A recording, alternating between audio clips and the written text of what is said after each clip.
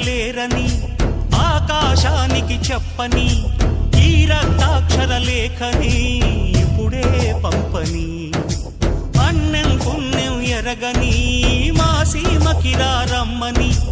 ఆహ్వానం అందించని మెరిసే చూపుని తొలగింది ముప్పు అని నీలి మప్పు మనసారా నవ్వని చిరుజల్లు ముంపు మన ముంగిలంత ముత్యాలే చల్లని